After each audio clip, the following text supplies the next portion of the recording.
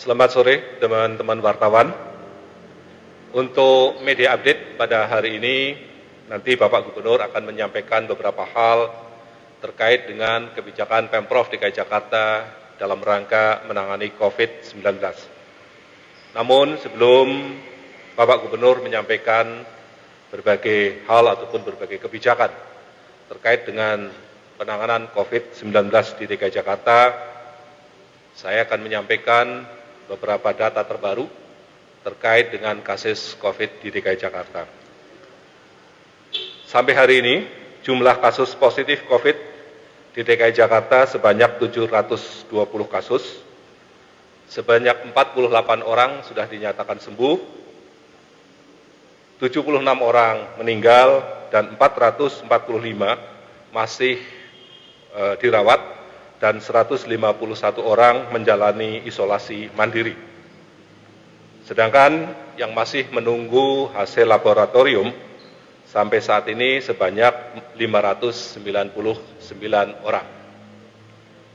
Tenaga kesehatan yang positif terpapar COVID adalah 81 orang yang tersebar di 30 rumah sakit di DKI Jakarta.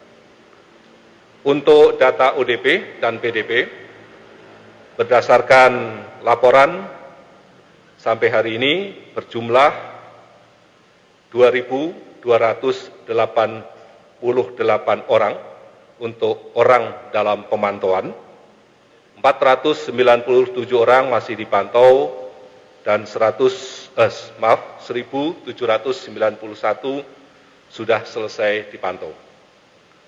Sedangkan untuk PDP atau pasien dalam pengawasan sebanyak 1.046 orang, 708 masih dirawat, dan 338 orang sudah pulang atau selesai menjalani perawatan. Selanjutnya kami persilahkan Bapak Gubernur. Ada pertanyaan? Cukup, baik. Nggak ada pertanyaan, kalau ada pertanyaan udah kosong.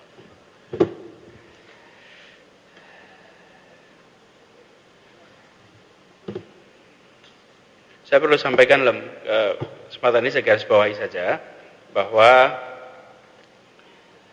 kondisi penyebaran COVID di Jakarta ini masih amat mengkhawatirkan. Tingkat penyebarannya masih cukup tinggi. Kalau kita perhatikan, lonjakan angka kasus cukup besar. Karena itu, pada seluruh masyarakat untuk serius di dalam melaksanakan pembatasan jaga jarak atau biasa disebut sekarang physical distancing untuk mencegah penularan. Jadi ini harus dikerjakan secara amat serius.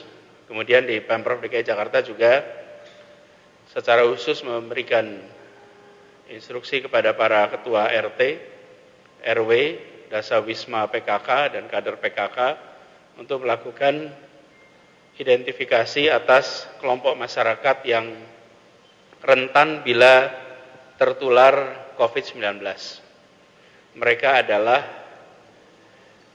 warga lanjut usia di atas 60 tahun, kemudian penyandang juga penyakit-penyakit bawaan, misalnya ada diabetes, ada penyakit jantung, ada penyakit paru, ada penyakit tekanan darah tinggi, itu diantaranya. Ada lagi sebagian, jadi mereka bertugas untuk mengidentifikasi di lingkungannya, lalu secara khusus melakukan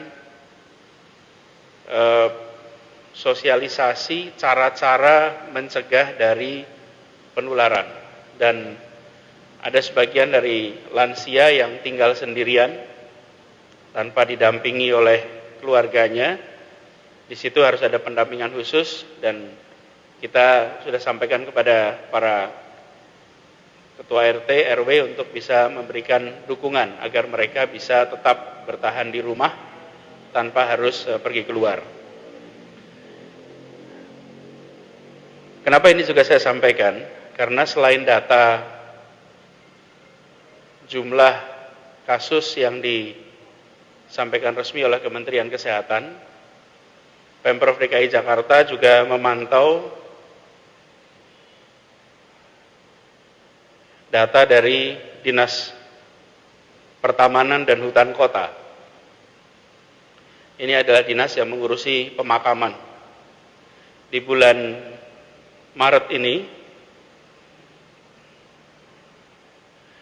terjadi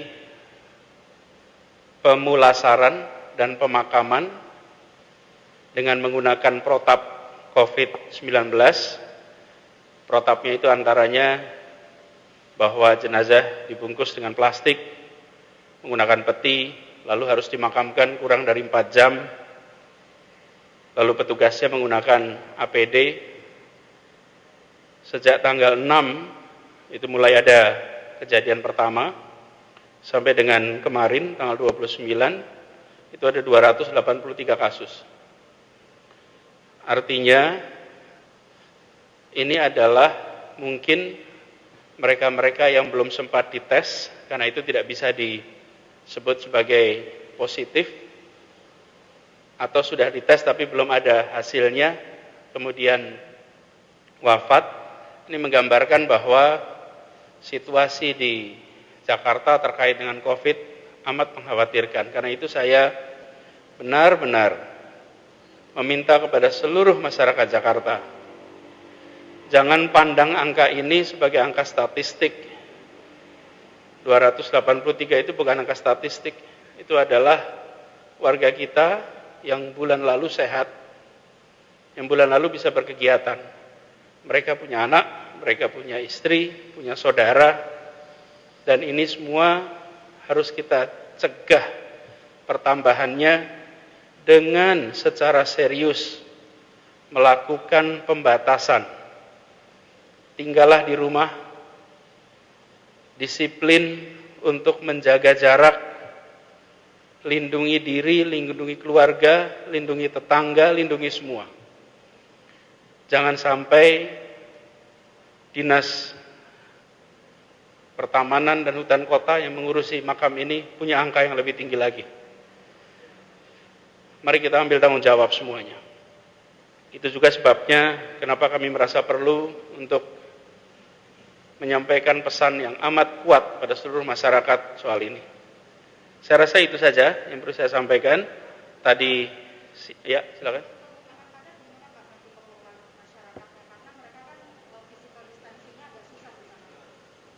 Ya, jadi disitulah sebabnya dari awal kita sampaikan bahwa bila kita berbicara tentang menjaga masyarakat, deteksi awal itu dibutuhkan.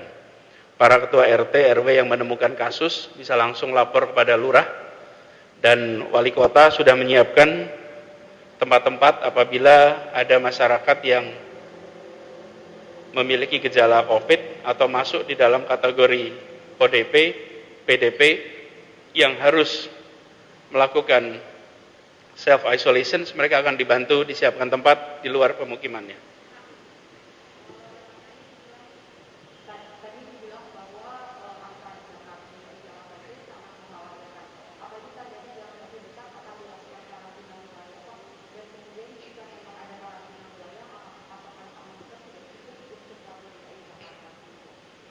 Ya, keputusan mengenai karantina wilayah itu ada di kewenangan pemerintah pusat.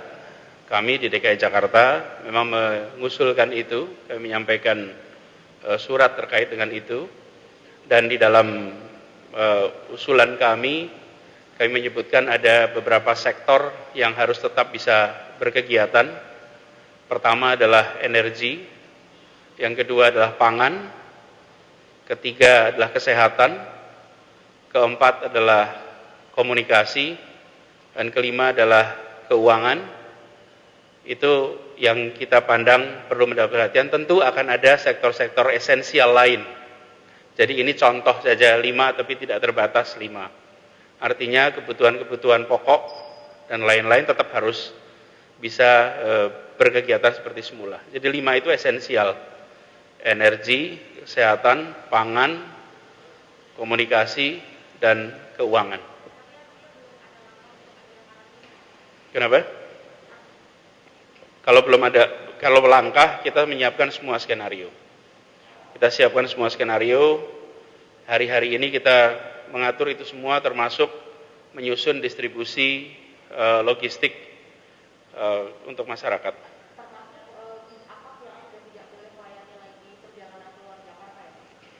Ya, itu salah satunya. Pak, kalau udah mengusulkan artinya Pemprov sudah memiliki skema karantina wilayah yang jelas, Pak? Oh, itu semua keputusannya bukan di kita. Keputusannya kan bukan di kita. Tapi kita menyiapkan untuk semua langkah. Karena seperti kita ketahui, tadi Bapak Presiden memberikan arahan mengenai pembatasan sosial berskala besar. Dan itu sesuai dengan Undang-Undang Nomor 6 Tahun 2018 tentang karantinaan kesehatan. Jakarta 2 pekan ini sudah melaksanakan. Jadi Jakarta selama 2 pekan ini, itu kalau di pasal 59 ayat 3 itu disebutkan peliburan sekolah dan tempat kerja, kemudian pembatasan kegiatan keagamaan, lalu kegiatan di tempat umum dan fasilitas umum. Ini adalah contoh yang sudah selama 2 pekan ini kita lakukan. Jadi selama 2 pekan ini kita melaksanakan seperti pasal 59 dalam Undang-Undang Nomor 6 Tahun 2018 yang biasa disebut sebagai pembatasan sosial berskala besar. Apa?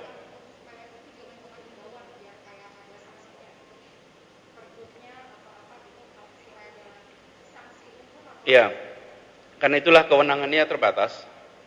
Jadi kita makanya berharap ada ketetapan hukum sehingga kita bisa melakukan penegakan atau enforcement. Saya rasa cukup itu dulu teman-teman sekalian. Jadi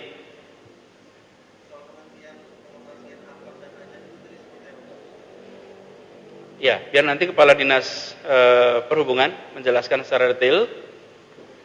Salah satu poin utamanya adalah Jakarta adalah epicenter. Dan kita berharap apa yang sekarang terjadi di Jakarta tidak menyebar ke seluruh Indonesia. Karena itulah langkah-langkah pembatasan dilakukan. Nanti biar detailnya Pak Kepala Dinas Perhubungan aja menjelaskan. Begitu ya teman-teman, terima kasih. Assalamualaikum warahmatullahi wabarakatuh.